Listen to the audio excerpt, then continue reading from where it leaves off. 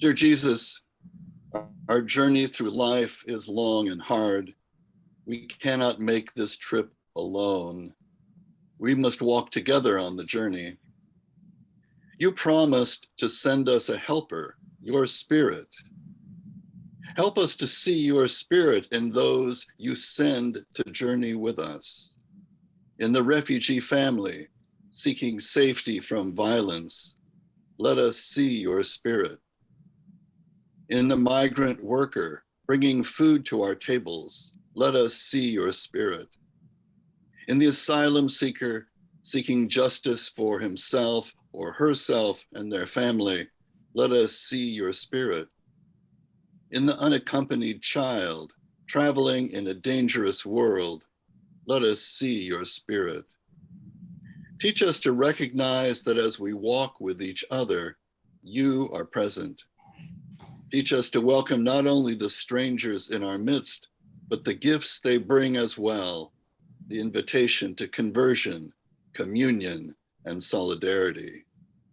This is the help you have sent. We are not alone.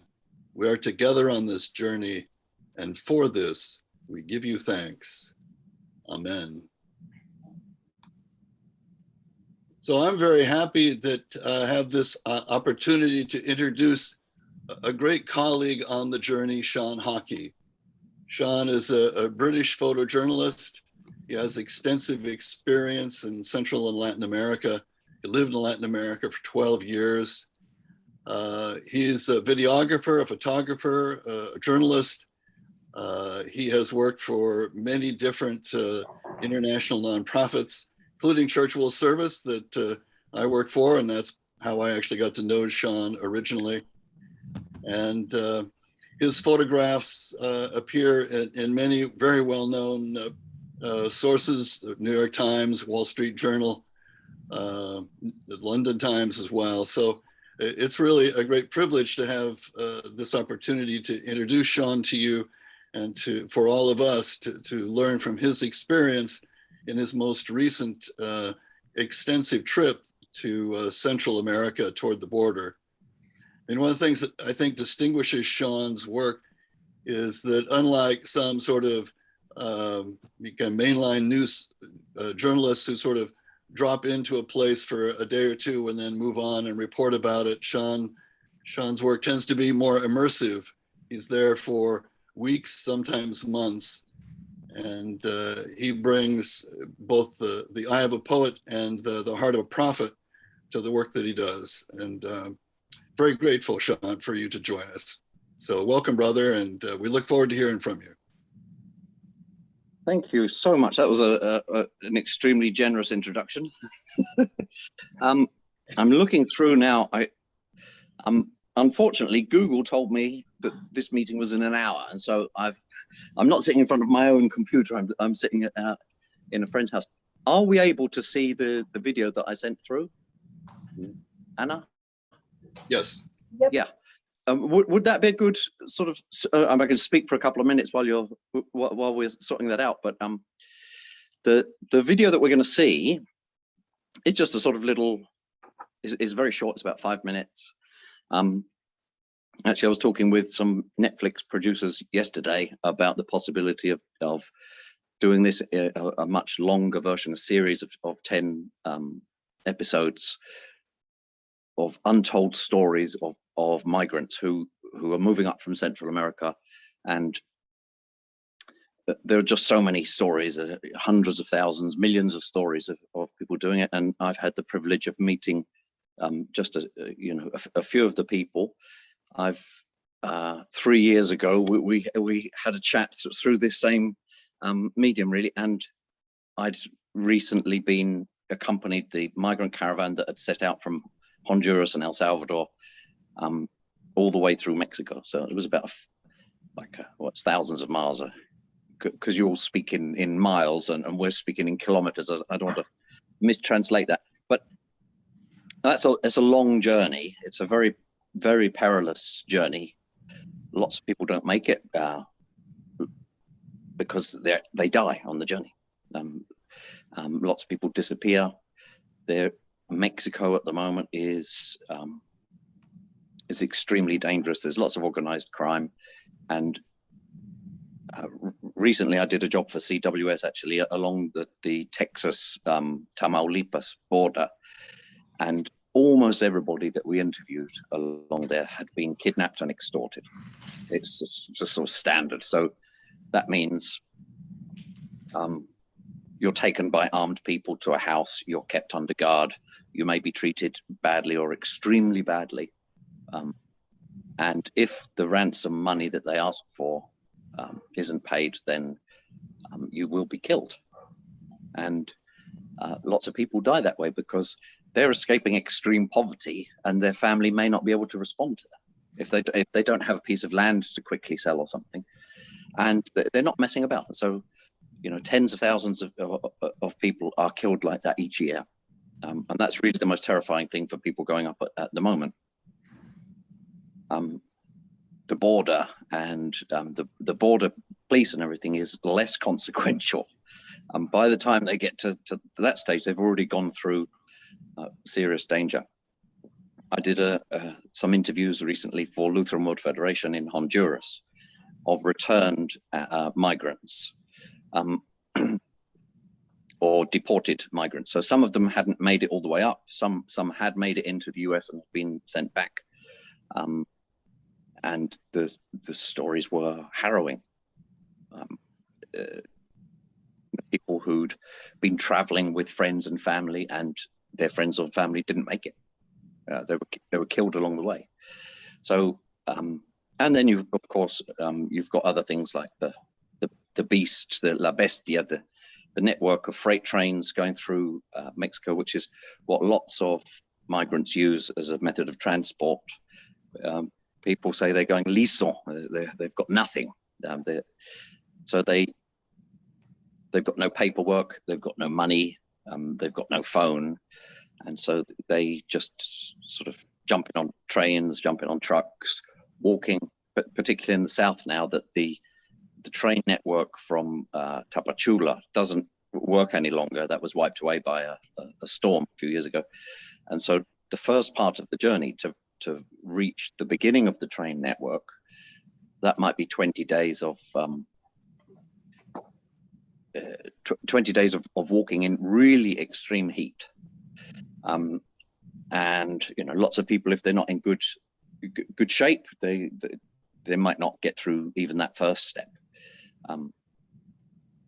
Anyway, I think if we look at the film, I mean, that's just so you can hear my voice for a couple of minutes. But let's watch the film, and then I'll talk you through some of the different elements. And the film is really to show why people leave. And people say, you know, they're going for the American dream. I'm saying actually they're leaving because of the Central American nightmare, the Honduran nightmare, the Salvadoran nightmare. There are both factors. There's push and there's pull. You know, there's the pull of lots of people think it is just the you know, the attractiveness of an American lifestyle, but actually there are lots of push factors too. And so we'll see some of that now if we can look at it. Thanks very much. Thanks, Sean. Here we go.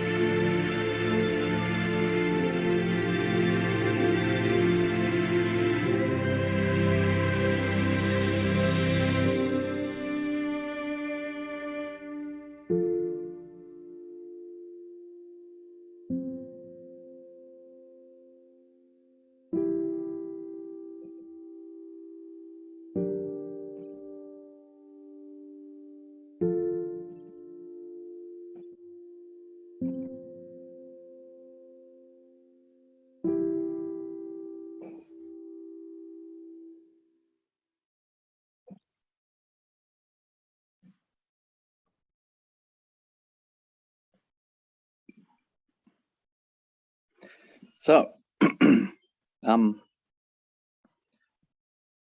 so what I tried to do with that short piece there is to sort of trace what some of the reasons, what some of the motors of migration are. And the situation in Central America, I lived a long time in El Salvador, and I've done lots of work recently in Honduras. I lived 3 years in Nicaragua as well. Can you hear? Oh. Hello? I'm just not sure. Okay, I'm not sure. Sorry, Sean, give me just 1 second. Yep. Oh, if It you could wants turn to that off, sing. that'd be great. Yes, there we go. Okay. Oop, sorry, everybody. There we go. I'm sorry. Go ahead, Sean. Oh. Okay, right. I'm back on again. I have to press a button every time I want to speak.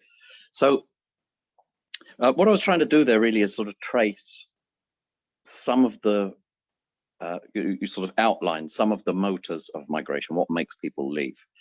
And the political situation in Central America is, well, there's a number of small countries and it's slightly different in each country, but there are some sort of universal issues of Honduras at the moment. They're just going into elections. There'll be violence around the elections. The sort of political instability, to say political instability doesn't really tell you much about it, but let's say Mel Zelaya was the elected president of the country. He was ousted in a military coup, taken out of his bed in the morning in his pajamas and put on an airplane by soldiers in a coup that was supported by the United States. If the United States hadn't supported that, he would have been reinstalled immediately. But since then, there hasn't really been a reinstalling of democracy. And so the current president, Juan Orlando Hernandez, when he was elected 4 years ago, in the elections 4 years ago, he didn't win the vote. Salvador Nasrallah won the vote. Salvador Nasrallah was called to Washington, and when he came back at the airport, he said, "I'm throwing the towel in." And this is the man who's just won the elections. He says, "I'm throwing the towel in. The United States is supporting Juan Orlando." And Juan Orlando is, well, his brother has recently been convicted for life for drug trafficking. Not, street corner stuff. This guy had his own army. He had his own submarine. He had his own brand of cocaine. I didn't know that cocaine was branded, actually. But, so that's the family of the president. He's deeply involved, and the president is named in lots of these papers as being involved in the drug traffic and so on. So the government has actually been taken over by a cartel. And so in order to stay in power legally, they have to dismantle certain elements of the judicial system, certain elements of the police system. Otherwise, by the laws of Honduras itself, they just couldn't remain there. So what happens when you dismantle the legal and policing system is people are left very vulnerable. And of course, it's always the poorest who are left most unprotected. And that allows, on every level, it allows criminals to control what's happening in the country. So on a governmental level, on a national level, but also in your neighborhood will be controlled by crime, and that's what happens. And so in the video I mentioned that rape and extortion and murder are extremely common. Honduras has got one of the highest murder rates in the world. Sometimes it is the highest when you check on these tables. And it's because people are unprotected. There's nothing to protect them from that.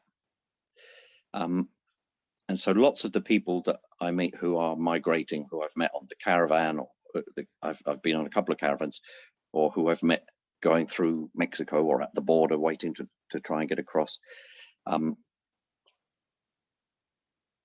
If you wait for a couple of minutes in a conversation, it'll come out that they've got some terrible story. I walked for a day with a man who's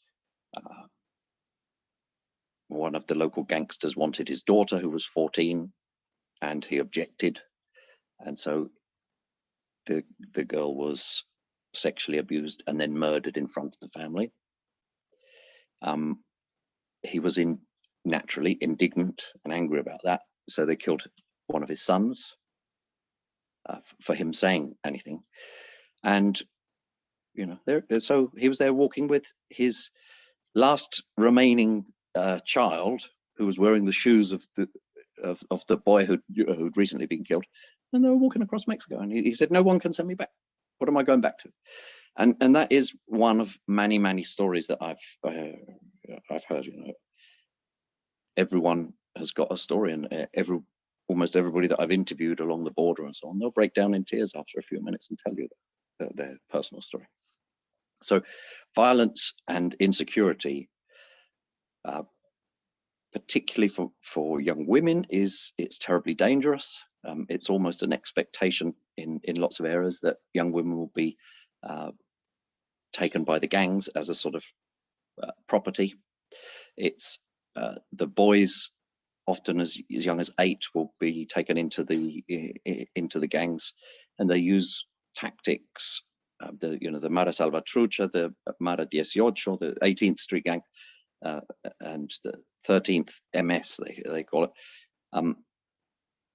Their tactics are really hard to break, because they'll take a boy, 10 or 12, and they'll say, "You are going to incorporate, you're going to join the gang today, or we'll kill your mother."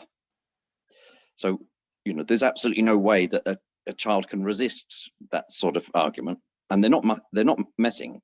They will fulfill their promises. So The children are incorporated, and very soon after that, they'll be asked to do some, to take part in extortions or kidnappings or whatever, and they are really brutal. So there's violence that comes, it comes from all the way up the top. Actually, there's an element of external support for this as well. Juan Orlando is still supported by the United States. And the elections that are coming up, in a week, nobody knows exactly how that will turn out, but it looks like a sort of fraud has already been sort of built into the system, as it was last time. But we'll see.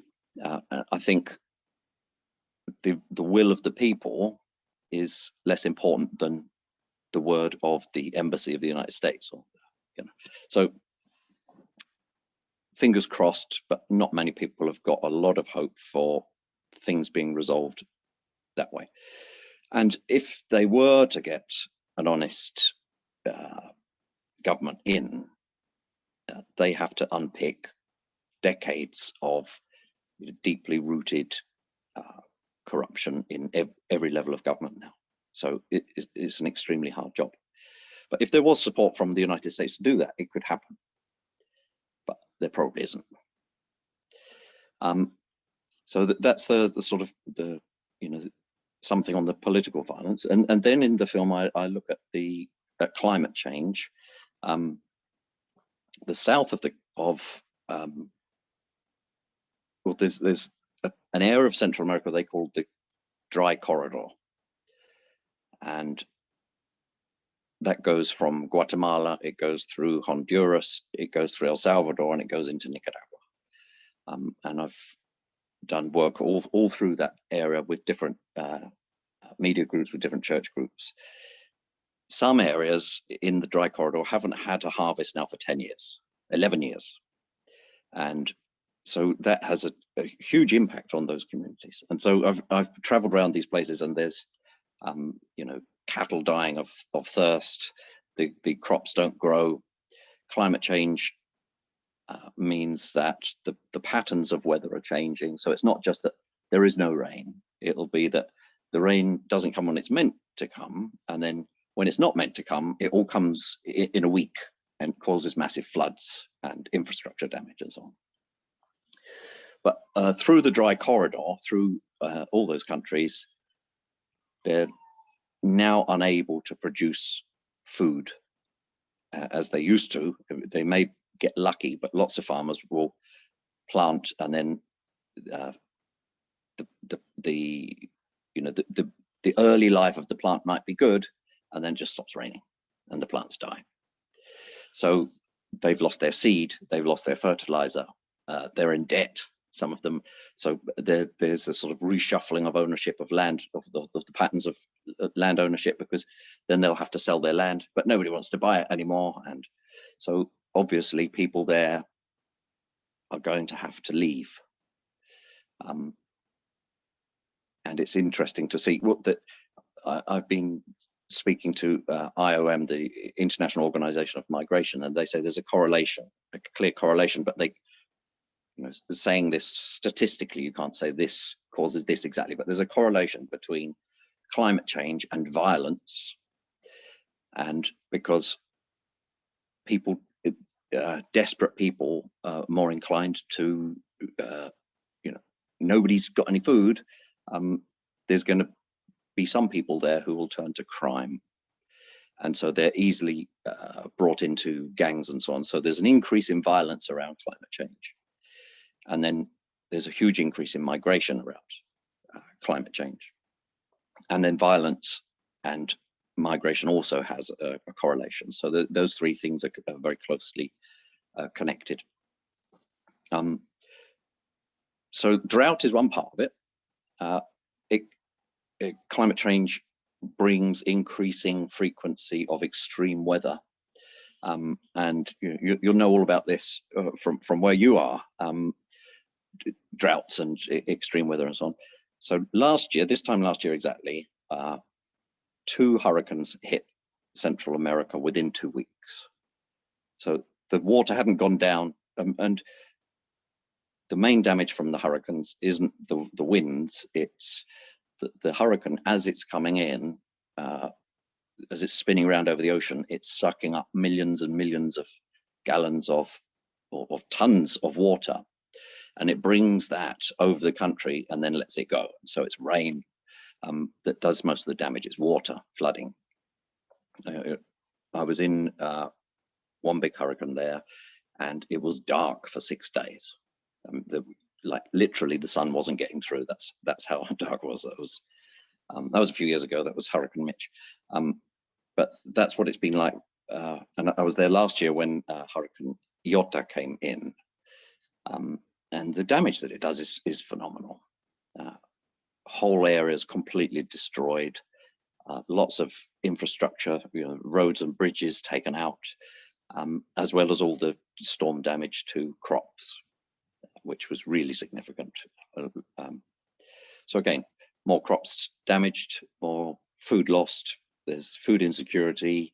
And another aspect of the violence that I touched on in the video as well is extortion is extremely common. And even a very small business trying to establish itself or continue, they might be extorted. So a gang can approach them. Very often they'll send a 14-year-old girl to pass a message. And they'll tell the child that they have to pass the message on. So the gang itself isn't identified, but they'll use youngsters. And now they're putting these youngsters, 14, 15, 16, they're putting them in prison if they catch them. And they've done nothing. They didn't want to do that, but they'll pass on a message. And then the business has to pay money. Protection. It's a protection racket, You pay or we'll destroy your business. And sometimes the money is such a huge proportion of what they're able to earn that it completely destroys the business. And so you have that happening all over the region. And it's an industry all across Guatemala, all across Honduras, El Salvador, less so in Nicaragua, but it means that businesses are really struggling, lots of them closing, and that means that there's less employment. And so there's almost no employment. I know lots of young graduates who've, it costs a lot to graduate, to get a degree and so on, and then there's no employment for them. And lots of people, the region depended a lot on, well, still depends a lot on coffee production.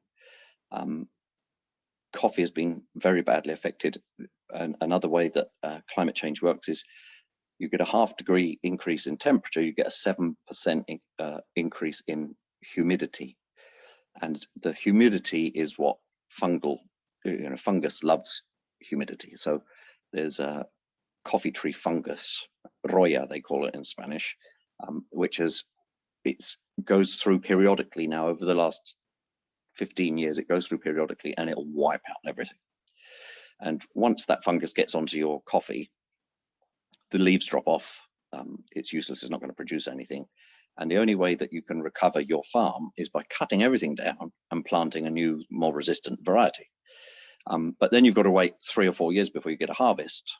And so the investment in that is huge. And then by the time you get a harvest, there may be an adaptation in the fungus, which will also kill that new resistant variety.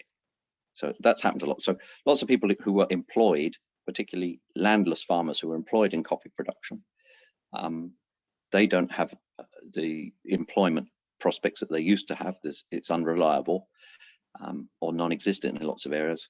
And the people in the cities also, there's less employment opportunities. And so there's violence, there's climate change, there's no opportunities. And at the same time, there's the American dream. So that's sort of, the land of milk and honey, as some people like to put it. So there are pushes and there's pulls, and then people embark on this terribly dangerous journey. By the time somebody gets to the United States, what they've gone through is you know, it's certainly worthy of a Netflix series, I think, you know. So, yeah, recently I did some work along the border in Tijuana. Lots of people, they're waiting for, you know, the legal situation on the border has changed a little bit with Biden, but effectively there aren't many people getting in still. So while the discourse has changed, it's more friendly, it's less hostile and aggressive. In practice, it's not much more generous. I think it's now avoiding the, you know, return to Mexico. I think that's stopped, which was that if you went into the US asking for asylum, and it was like 0.02% of people asking for asylum were getting it when I went along the border. So enough for them to claim that, well, it's still working, but in actual fact, not very generous, you know. And the criteria were extremely strict, and it seemed that a particular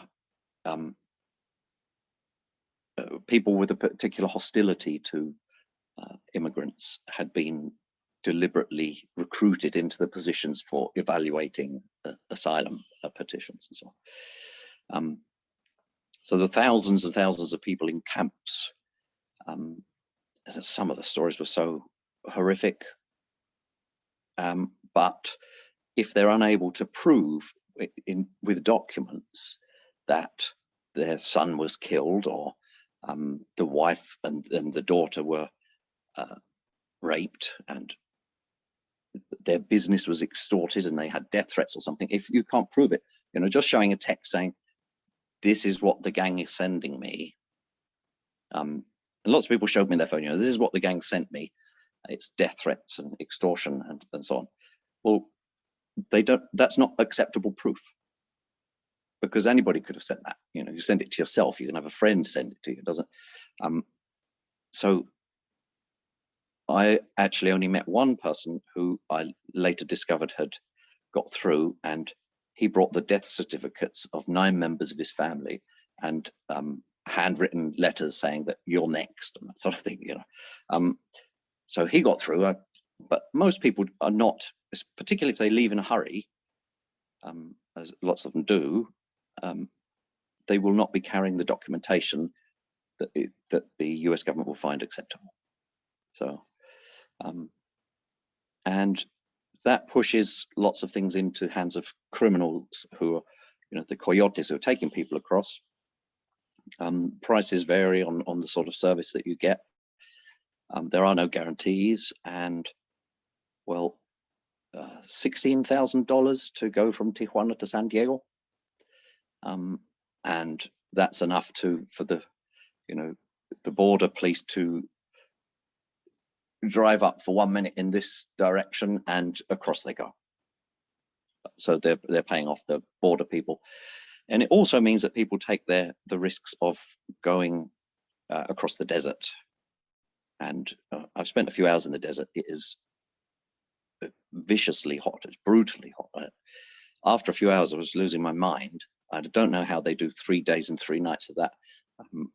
And lots of people do it and survive it. Actually, some people that we'd met on the train, La Bestia, who hadn't had their phones taken away from them, sent me messages over the coming weeks of how their journey was going. And they did get through by walking across the desert and so on. And they're in Florida now. But it sort of pushes, if you close down all the legal ways of getting in, and for most of those people, there's no legal way that they can get into the United States, then they, you know, they're desperate. They're not going back. So they're going to use the coyotes, who are very well organized and who can get them across, or they'll risk it themselves. And lots of people just die in the desert. So that's a sort of overview. I don't know what you think. Anna, Tom, if now be a good time to sort of open up for some discussion. Unfortunately, I'm doing this on my phone, and so I can't see all of the faces together on the screen, and I don't really have a good overview of everybody who's here. But I'd really love to hear from people. You know, another aspect that I haven't talked about is what our, you know, what does Christian faith teach us about this? World Council of Churches actually just asked me to do their Christmas message on migration this year again, which I'm glad about. It's a really key issue, and I'm glad that they're taking it seriously, as your diocese is. Yeah, let's open it up for questions, because otherwise you don't just hear my voice all the time. Yeah. Thanks, Sean. Julie Kelly has a comment or a question. She raised her hand just a minute ago. Yeah. Go ahead, Julie. Hi, Sean. Thanks for this, and thanks for the powerful imagery.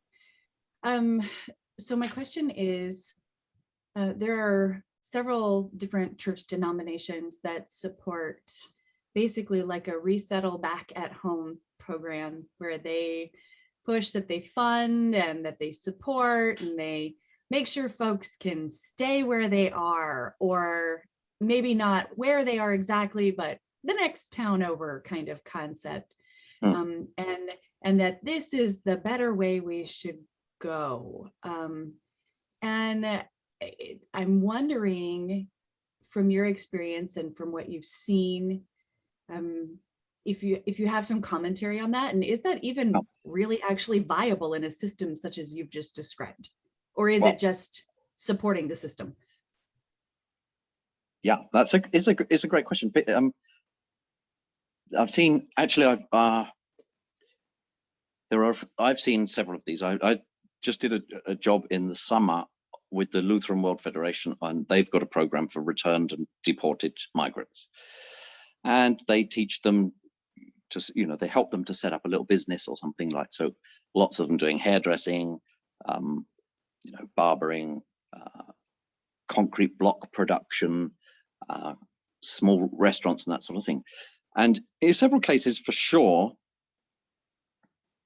people who had the right, you know, they were ready to do it. Just being able to have the capital to set up, say, a small cafe, or, you know, to buy a barber's chair and you know, the equipment for that sort of thing. Just a small helping hand for some people really made a huge difference, and it gave them an opportunity to make some money. But then I'd see some other cases, and out in an extremely poor village, for example, nobody's got any money. So how do you make any money out of in an area where nobody's got any money? You know, their sister-in-law will do their hair for them free. Why would they pay to go to a beauty salon? Or, you know, everybody eats at home or whatever. And so trying to set up a business in those areas where nobody's got any money often it does not work. And so these programs may subsidize some part of those people's lives for a short amount of time, but it's completely unsustainable, and it's actually not helping them out. And then what you say is, and you're quite right about this, the fundamental situation that they're living does not change. So for some people, a small, let's call it, you know, helping hand, it might be a little bit superficial on the grand scale of things, but sometimes that can really help. But you know, the fundamental issues there is a drug cartel is controlling the government in Honduras. You know, there's unbelievable vicious violence throughout the country, and how do you deal with that? You can't solve the problem of violence. You set up a small business, you might be extorted anyway. You probably will be. It's sort of routine. And you know, climate change affects everybody. There's no escaping from that if you're in an area that's affected by it. So yeah, it's a bit on both sides, really. Yes, I support those things, but I think I would rather support lobbying of the US government to actually support a democratic process in the country, in the region, you know. But of course, sometimes helping people out really does, you know, give them a hand up rather than a hand out, as they say, really can be useful for them. Great question. Thanks, Julie. Next up, we have Bishop David, and then Constance, you're after Bishop David. Bishop, remember to take yourself off mute. Sean, cheers for being with us. Your work is, in a word, extraordinary, and it's work that is so necessitated, given the extraordinary circumstances about which you speak. I want to make a couple of comments, and there's nothing rocket science about this. You know, anyone here on this Zoom will know this to be true. The layers of brokenness of the system, Sean, about which you speak is palpable. And what makes this, brother, as you know, so intimately, personally in your life, the perfect storm, is you have abusive situations in the contexts of Nicaragua and Honduras and so many other places. And then you have on top of that, and this statistic continues to shock me, you have 11% of Yanks who hold passports, 11%. And I see everybody nodding now. If there's a sociological political commentary, it seems to me that is attached to it.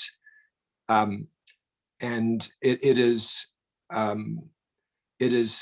living with such luxury and entitlement that we do not have to know what is going on around us throughout this, forgive my French, bloody world in which we live and for whom we're responsible. On top of that, Sean, and everybody on this call knows this, we live in the most individualized, individuated country on earth. So you have dis-ease on top of dis-ease. And then all that's fortified by the fact that we have news agencies, and they are innumerable in this country, as we all know, which will forever talk about the pull phenomenon, but not talk about the push phenomenon. And the utter brokenness of the systems, again, in which you are inextricably linked, Sean. So I sit here and I hear people like you, brother, and I feel, and I'm not a despondent person, I feel completely and utterly devastated by the sheer brokenness of the system we have created and the systems upon which, over which we turn our backs, from which we turn our backs. Which is all the more reason, Sean Hawkey, your work is so extraordinary and so important, because the first step here, sisters and brothers, is to raise awareness, is to open our eyes to see that there are caravans, and they are innumerable, and they are constant, and they are broken. And our immense responsibility as a Christian community, as a people who acknowledge that Jesus is actually out there walking in those caravans, that we have to make a difference. I'm sorry for the early morning homily, but I know you all know about which I speak. Sean, as I said to our siblings here before you arrived, I'm about to catch a flight, so I'm going to have to dash. But Sean, from us to you, bless you 3 times, bless you, brother. And for you to be with us, and cheers, Tom, for the ways in which you've brokered this relationship. You're in our lives, Sean, and we're going to be better for it, because we know we are called to be in this diocese to make a damn difference. And that awareness allows us to begin and continue that work. Thank you very much, Bishop. Yeah, that's great.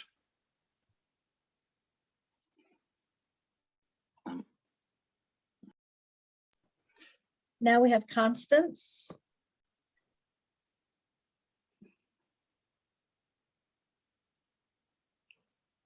Thank you, Canon Anna. And I do have a couple of questions, Sean, but I want to begin by thanking you for doing what you've been doing. And I don't know how you do it, and I'm grateful. I'm devastated.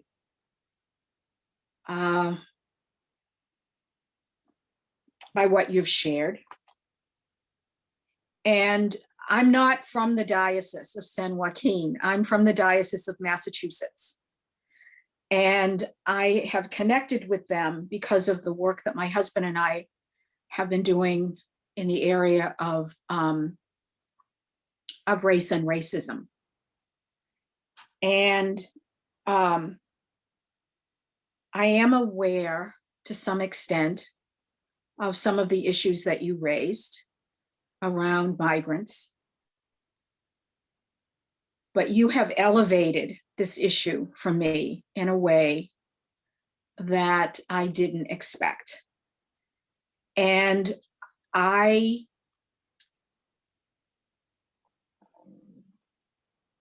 work with the Diocese of San Joaquin is around issues around race. But now you've got me on this issue, Sean.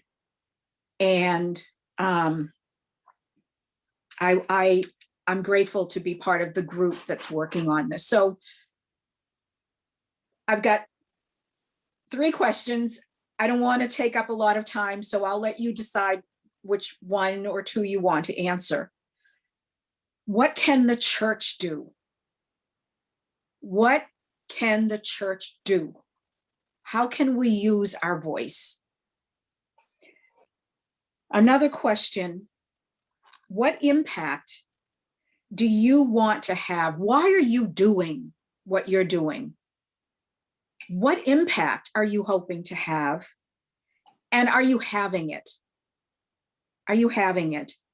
And then the third question, if I can sneak in, how are you taking care of yourself? Because this is hard work and dangerous work. How are you taking care of yourself? Thank you. Thanks very much, Constance. We discussed this with Anna and Tom very briefly a few days ago. I'm trying to find your faces on here. Where are you, Constance? There we are. Right. The issues of racism. There's also, there's racism in so much. There's a layer of racism. So I'm not answering your question, but I'm going to one of your interests. There's a layer of racism in the issues of migration as well, because, for example, Honduras, they have the Garifuna people who they're of African origin. They say they've never been enslaved. They escaped slavery and set up communities on the north coast of Honduras. And it's a big community. The current government is taking away their land. There's recently a number of Garifuna leaders, young men, were taken by men in military uniform from the army, and they were disappeared. And it was a message to them: if you protest about your land being taken off of you, the consequences are going to be severe. That has not stopped the Garifuna struggle. But so, of course, the Garifunas are leaving in large numbers, because their land that they've been on for hundreds of years is being taken away from them. There are 7 indigenous groups in Honduras, and I've worked with most of them. And the current government policy is to see the forests that they live in, for example, the Chortis, the Lencas, that their lands are being taken off of them. the government sees the forests as just a natural resource to mine, and there's a lot of there was 147,000 hectares of land in indigenous territory which was just clear felled last year, and then the indigenous leaders, the Tolubanes, for example, I've covered some of the funerals of the Toluban leaders. As soon as they become a leader in their struggle to protect their environment and their group, they're murdered. And I was threatened leaving one of the Toluban. After one of the funerals, I was threatened with a gun. And, you know, it's so the indigenous people, the Black people of Honduras, just as one example, there's a layer of racism that is contributing to those motors of migration as well. What can we do? I wish I knew. I wish I had a magic wand to change it. What can we do as individuals or as churches? Well, I think the first thing is to, you know, be aware of what's happening, and I think that's my role. I would love to have a magic wand and change things, but I realize that really the most that I can hope to achieve is to tell some of those stories. That's all I can achieve. And you know, I do get comments like, well, actually that's quite dangerous, and sometimes it is quite dangerous, but I'm extremely privileged, and in the sense that, you know, killing a Salvadoran or a Honduran or Mexican, you know, that's sort of low cost and nobody bats an eyelid. If you kill an English person, somehow that's more important, in the sense that there's going to be more of a fuss, and, you know, you'll have the FBI and Scotland Yard and everybody will get involved. So I sort of take advantage of that. I push my luck a little bit on occasion, but yeah, I think, you know, there's lots we can do. I haven't said anything about what I feel about migration. I think there's still lots of space for sensible, well-informed discussions that the church can certainly take part in. The church has got a lot to say about, you know, what is a sensible migration policy. I'm not in favor of just sort of completely open borders. I don't think that would work either. There has to be a point, you know, you have to have some control. There has to be some something, but essentially pushing for anything that will slow down these motors of migration. We may not see, it's a little bit disheartening sometimes that you can spend years campaigning on something and not see the results, but we are obliged morally to do it. And the results may or may not come. We can't guarantee that. We may not see the results, but it's still a good thing to do. So, yeah, taking care of myself, I don't really do that very well, but I'm quite happy at the moment. Yeah. Thanks, Constance. Nice questions. Thanks, Sean. Up next is Amber Darby. So Amber, remember to unmute yourself. I'll do. Good evening, I should say. I think it's evening where you are. It's morning here, rather. So I have a more of a story statement question in the same. I work here in California, and I work with birth to 3 early intervention special needs kids and their families. And so we assess kids, babies usually, 2-year-olds, 1.5-year-olds, for developmental delays in different cognitive, physical, speech, social, emotional. And on my caseload as of recently, I've had several families from Central America, rather, El Salvador, Honduras, and a few other countries in there. And one of the things I knew that was going to happen. Hold on.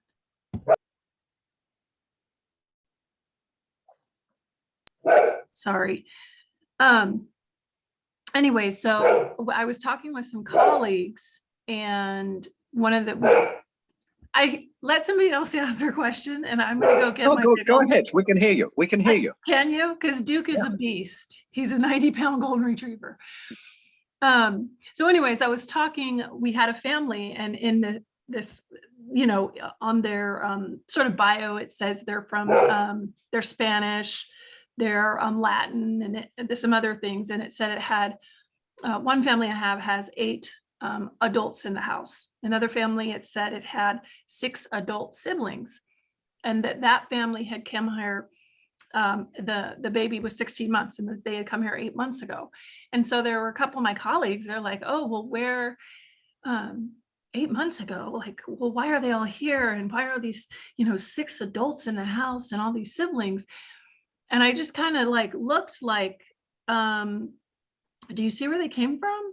Like, and I said, they've come from another country, and have you seen what's happened in the last year, not only politically, but migration wise and at the border? So they've probably spent the last 8 months traveling, not even traveling, migrating out of a situation that clearly the whole family needs to be here. So it's not uncommon to have, you know, 6, 8 adults and, you know, 3 little babies, you know, in the house. And they were kind of like, you know, kind of like backed up a second, like they had never thought about that. So I just kind of prefaced my question with that. So I wanted to know, because I see the needs of the kids, the young kids, and what that does emotionally and socially on them, and physically, and developmentally delayed in several areas. And so I was wondering if you could speak a little bit to the unfortunateness of the kids that you see along the way, and the infants. And I've seen your imagery, and I feel like it's really powerful when you see, you know,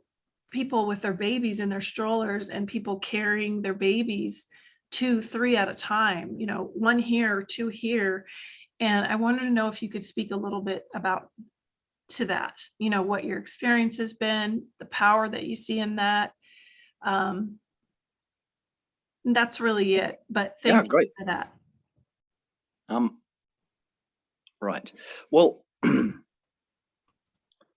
yeah, people are leaving to, you know, it's an exodus. People are leaving to save their lives and save their families' lives. And although, you know, the patterns, you know, my name is Sean, so I'm from an Irish background, and I know something about the patterns of migration from Ireland to the US, and I think there's some similarities, you know. So one, you know, from my mother's background, you know, one member of a family would be sent, because it would cost some money to send somebody to the US, and you know, they'd have a whip round in the family. They'd put the money together to send one person, and then once one person was there, then they'd send the money back. After they'd worked for a year or 2, they'd send the money back for the next person to come, and so on and so forth. And so that happens to a great degree as well. You see a lot of people are going, it's for the family to be reunited in some way. There's already somebody in the US, and the others are going to join them. But yeah, sure, along the border, there are thousands of families. Maybe you know, there's a lot of disintegration, family sort of breakdown with in Central America. There are a lot of single mothers, abandoned. You know, there's a lot of what do they call, paternal irresponsibility. So there's a lot of single mothers, but you also see lots of entire families with all of the children migrating at the same time. And you know, some really awful stories of, you know, there's sort of, if you're traveling with they're going to basically to try and save the family, to improve their condition, but maybe to avoid the young girls being incorporated into gangs as sort of property of gangs, to avoid them being raped, which is sort of an expectation in large parts of Central America at this point. But they know along the journey, the same thing is going to happen to the girls as they travel. And that's pretty desperate to talk with families about that when they know that's what's going to happen. And yet they're still going to do it. Yeah, it's particularly hard. Young men are risking their lives when they go, but to risk your own life is one thing. To risk the life of your family it's a real show of how desperate it is, you know, to bring children with you on that journey. Yeah. Thank you. I appreciate that. Okay, I'm trying to find faces here on the screen. Thank you for the question. Thanks, Amber, and thanks, Sean. We've got Jack Peck is up next, and then after him, Jonathan Partridge, and then we'll probably have just enough time for maybe one more question. So if you've got something burning, raise your hand and we'll put you in the queue. Thanks, Jack, you're up. And Okay, it thank also you. looks like Jack Shoemaker might have a question. I'm trying to interpret the yes check mark there. This is Jack Shoemaker. That was a mistake of getting the hand up, and there's a check mark in there, and I didn't know how to remove it. Sorry. Okay, thanks. Okay. Okay, yeah, no problem. Great to meet you, Sean. You're doing incredible work. I had a question about the video that we looked at, the incredibly poignant and well-produced video, and I heard you say you were trying to work with Netflix. I just wondered if, I know we're recording this, but is that video available on YouTube or anywhere or somewhere that we can share it? Because I think, you know, the more people that can see it, the better. For sure. It's available on Vimeo. I think you played it off Vimeo, didn't you? So I'm sure we can share the link at the end of this. You're very welcome to use it as you wish. Great, thank you so much. I haven't put it on Facebook yet, but anybody who would like to is very welcome. There's a sort of little protocol around me doing it because WCC is on it. I first have to wait for WCC before I can share it, but you're all welcome to share it. The diocese very, very kindly and generously helped with some of my costs while I was filming that. And so the logo of the diocese is, you see that on the final slate. That's yours to use. Go ahead. Awesome, thank you. Thank you. Thanks, Jack. And next up, we have Jonathan Partridge. Thank you so much for the presentation and just, for taking the time to walk us through some of this. And I was curious, I mean, a lot of this was new information for me, and I didn't know. So this relationship that the United States has with Juan Orlando Hernandez, like I was just reading up on it. So apparently our government, the FBI, the Drug Enforcement Agency, that they've been cooperative with us in the past, but if they're actually importing, I mean, if they're bringing drugs into the United States, isn't that counterproductive? Like, I'm trying to figure out, what is the United States' interest in keeping this guy in power? It seems like it's a lose-lose across the board. And I didn't know if, I was just curious about that. Yeah. Can you hear me? Yes, yeah. Well, yeah, I don't pretend to know all of the details of this or what the purpose is. Honduras has always had strategic importance that the other countries in the region don't have. So making sure that militarily, so Honduras has got borders with Guatemala, with El Salvador, with Nicaragua. So it's militarily, geographically, it's much more important than the other countries that don't have that central position. And so the US has got military military bases there. It does lots of military training. They used Honduras, for example, in the Contra War. So all the Contras were housed and trained and funded and equipped in Honduras, and they stayed in Honduras. So I think there's a bit of that, of legacy of that still, that it's got a strategic importance for the region. I think there's a reputational risk, but actually the US reputation in Central America is low. After the, what it's done in Nicaragua, what it's done in El Salvador, what it's done in Guatemala, what it's done in Honduras. So I don't think the US government is particularly worried about how that reflects on them. Juan Orlando Hernandez, so essentially the US government is supporting a cartel in government. But there must be some pact, some agreement. They're not obliged to publish those things, but there must be some agreement there. And a few critical moments where people thought that, so Juan Orlando, his brother, was being taken to jail and everything, and Juan Orlando flew up to Washington, and same day he flew back. He's named in all of these cases, but some people feel that having his brother in jail is sort of keeping Juan Orlando in his place. He'll do what we want to do, and he does do what the US wants to do. So US franchises, for example, which are taking over the lots of aspects of the country, they don't pay any tax at all, not a cent. It's a scandal. I mean, how can you get a government to agree to that? Well, have them in an awkward position. So, we can take you anytime. That's sort of handy. It's a bit of leverage. Yeah, I don't know exactly what the strategy is, but for sure they do want somebody in government who is controllable. He's a son of a bitch, but he's our son of a bitch, as they say.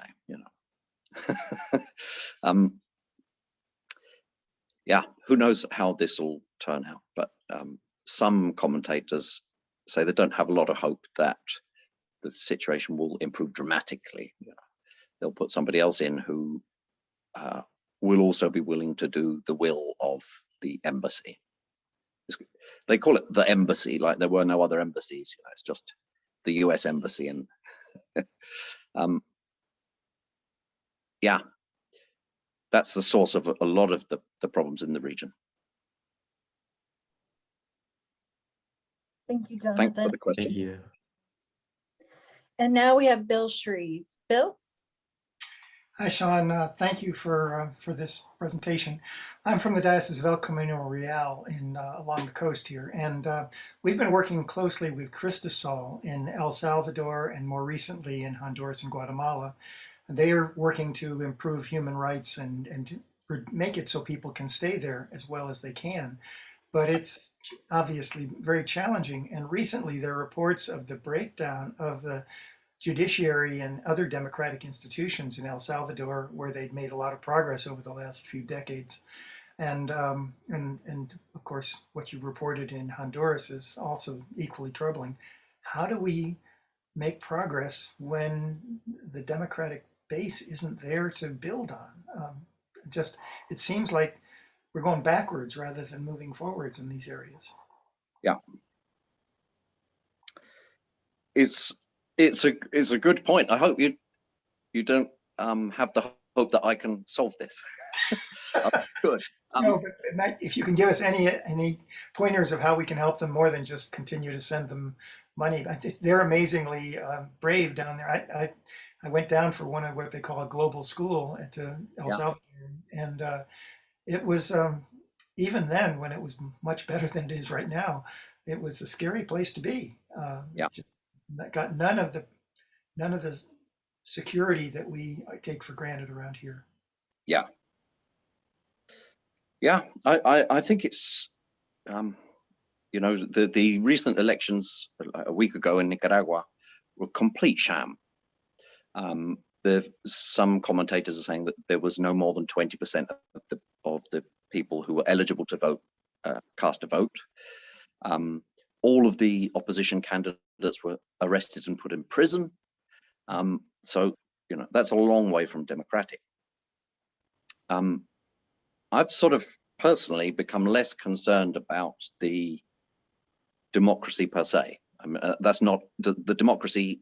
Yes, it's important, but it's not the biggest, most important measure of what the people need.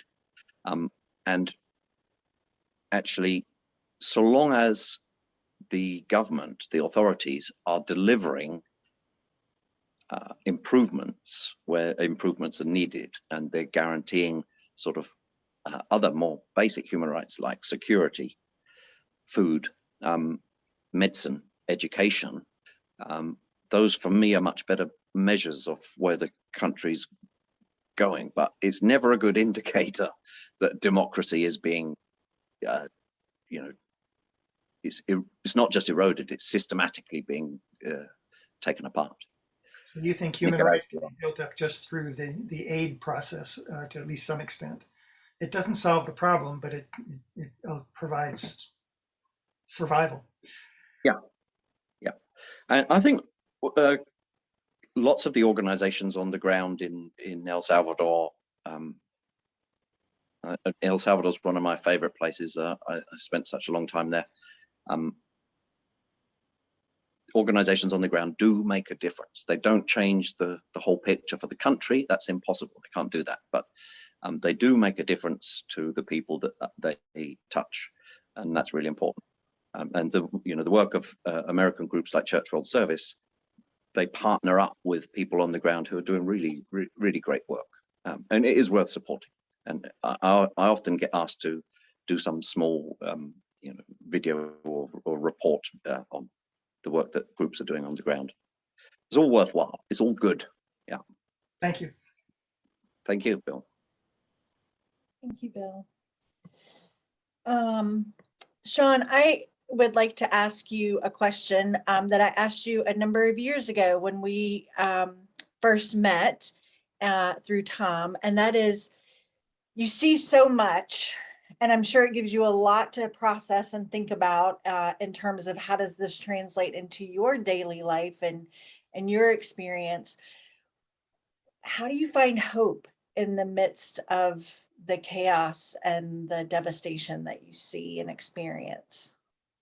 That's a really easy one to answer, because you find it everywhere. You know, everybody you meet, they smile at you. There it is. There's hope in everybody. There's a sort of tremendous resilience. People who, and that's where you feel it most intensely, is people who are going through these, trials and tribulations. They're the real serious difficulties in their lives, and they'll go through it with a smile on their face, and that really lifts, and I feel from a faith perspective, people in the most difficult situations are living their faith in the most intense way as well, and it's a real privilege to share that with people. It's fabulous. The faith life in Central America is vibrant and intense compared to my parish here, I'm afraid. Yeah, my housemate, who is our Latino missioner for the diocese, is from Colombia. And one of the things that he and I talk about is, I'll say, so wait, how did they teach liberation theology in seminary there? Like, because here, like, that's kind of an elective for many of us in seminary here in the US. And he's like, they don't teach it, we live it, and it's a very different sort of understanding. And yes, every element of life is connected back to their faith and faith practice. And so even for Nelson, and I'm sorry he wasn't able to join us this morning, but even for Nelson, like, in the same breath, he'll talk about the difficulties of the political situation in Colombia, and then also talk about, the richness of his family life and his faith community, and the joy of making empanadas. And it's like, we just continue living in the midst of this. And I think that sometimes as Americans, we think that we have it really hard in terms of our politics and things like that, but it's nothing compared to what I would imagine folks that you've engaged with have experienced in their lives. So thank you for being with us this evening for you. Thanks. Thank you so much for inviting me. It's always a pleasure. Yeah. Tom, did you have anything else that you wanted to ask about this morning?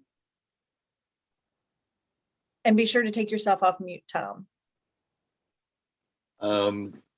You know, I am so grateful. You know, one of the great blessings of the time I spent with Church Will Service, kind of like what Sean was saying, were the people that I met along the way. And you know, Sean, it's been a wonderful blessing in my life to connect with you, and you know, with colleagues that you and I both know, like Matt Hackworth and Paul Jeffries and other people who are equally talented and equally crazy as you are. And I think what you bring to us, you know, is your own lived experience, and you're sort of like John the Baptist to those people that you met along the road. And I'm just very grateful for your testimony, for your witness, for your faithfulness to the ministry. I call it a ministry that you engage in. It enriches all of us. So thank you very much, brother. Thank you, Tom. That's very kind. Really appreciate that. Thank you.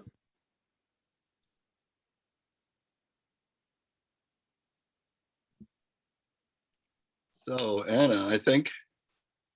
Yeah, we're at time now. So thank you everybody for spending time with us on this Saturday. I know you all have lots of other things to do, especially as we get close to Thanksgiving.